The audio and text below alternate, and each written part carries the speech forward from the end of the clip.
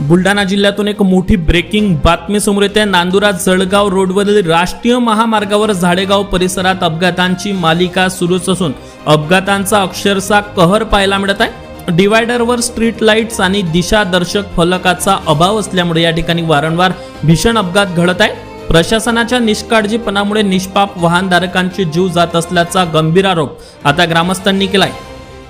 काल दिनांक 30 मार्च रोजी गोडेगाव येथील सचिन हुरसाड या तरुणाचा याच ठिकाणी भीषण अपघात होऊन मृत्यू झाला।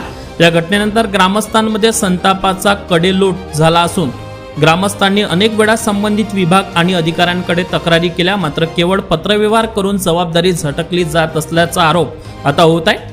संतप्त ग्रामस्थांनी आता आंदोलनाचा इशारा दिला असून 2 दिवसात उपाययोजना न झाल्यास तीव्र आंदोलन छेडण्याचाही इशारा देण्यात आला आहे। दरम्यान संबंधित अधिकाऱ्यांनी घटनास्थळी भेट देत 2 दिवसात आवश्यक कामे पूर्ण करण्याचे आश्वासन दिले आहे। मात्र आता प्रशासन आपले आश्वासन पाळणार का याकडे सर्वांचे लक्ष लागले आहे। सूर्या मराठी न्यूज साठी संपादक अनिल सिंग चव्हाण, झाडेगाव, बुलढाणा। क्रमांक 161 येथे झाडेगाव येथे जे डिवायडर आहेत, या डिवायडरला लागत जे स्ट्रीट लाईट 3 स्ट्रीट लाईट आहेत, ते अपघातामध्ये स्ट्रीट लाईट तुटून गेलेले आहेत। त्या अनुषंगाने या डिवायडरवर कुठलीही दिशादर्शक किंवा कुठलेही इंडिकेटर किंवा कुठल्याही परीक्षेच्या सुरक्षिततेच्या दृष्टिकोनातून या विभागाअंतर्गत कोणतेही दिशादर्शक लावले नाही। त्यामुळे गेल्या 6 महिन्यापासून इथे अपघातांची एक शृंखलाच निर्माण झालेली आहे। आतापर्यंत इथं 25 जणांचे अपघात होऊन त्यामध्ये अनेकांचे जीव त्यांना गमावा लागलेले आहेत। नुकताच काल एक उरसाड येथील युवकांचा मृत्यू इथं झालेला आहे।